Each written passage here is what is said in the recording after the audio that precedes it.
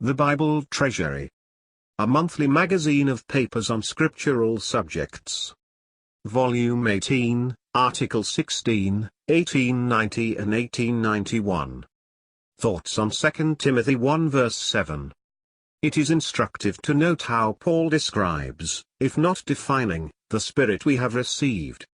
It is not the spirit of fearfulness that characterized the heathen religions, which, where they ceased to be frivolous, appealed to human misgivings and apprehensions, making clear at any rate that man has a conscience. It need hardly be said that reverence and godly fear are another thing, nor can the attitude of the seraph, who, having 6 wings, used but 2 for flying and 4 for veiling his face and his feet, be forgotten by a child of God.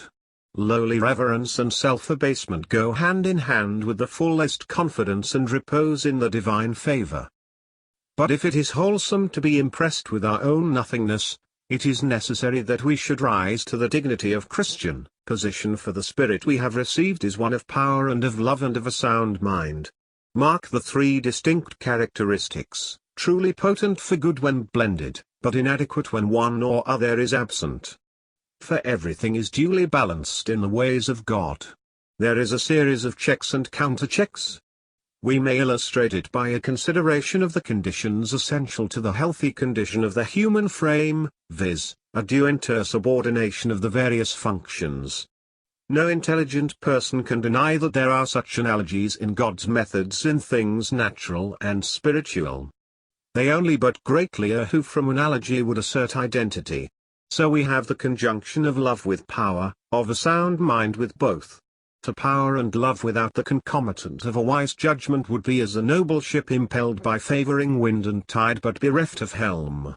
Power and a sound mind without the incentive of love will lack all that has value in God's eyes, and be as worthless as the sounding brass and tinkling cymbal. Lastly, love and a sound mind may and do fail of effect if there be a lack of energy and zeal.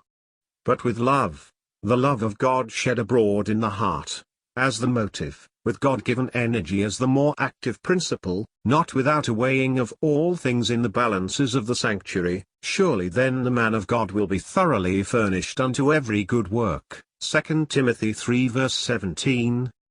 From the context with which this forcible verse is linked we learn that the apostle was treating of service, and urging his son in the faith to get the better of a diffidence which, if hot carried to excess, is even seemly, especially in the young, but which might become a positive hindrance where boldness for the truth was imperative.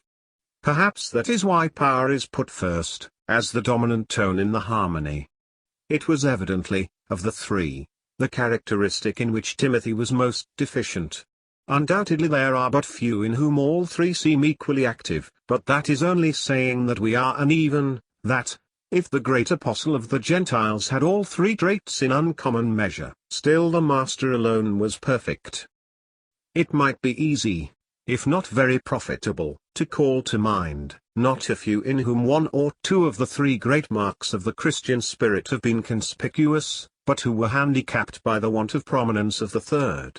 The more excellent way is to see to it by prayer and dependence that in our measure, however small, the 3 work harmoniously.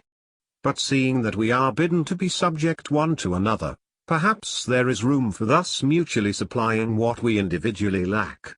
R. Beacon Jr.